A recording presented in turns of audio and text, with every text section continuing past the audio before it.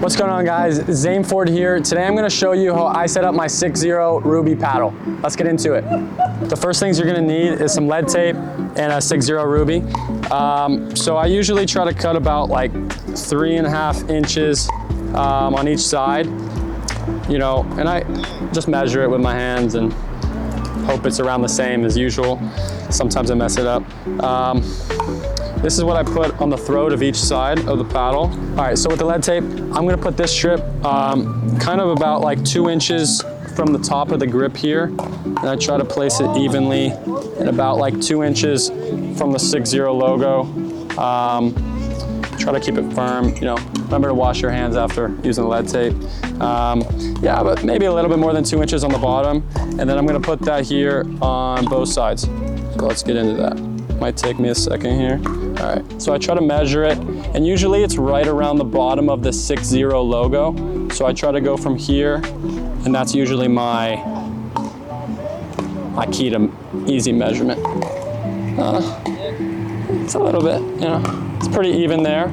And the next step is putting the grip on the paddle. I keep it pretty simple.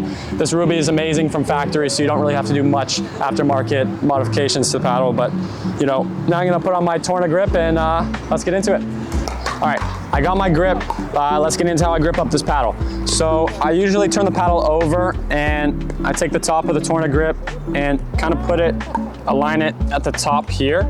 And then I'm gonna go from left to right and try to keep it firm so that it doesn't slip. Sometimes I mess it up as well.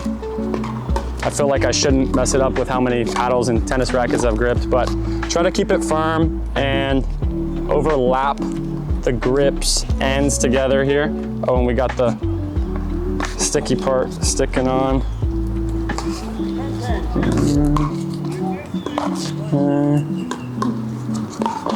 All right.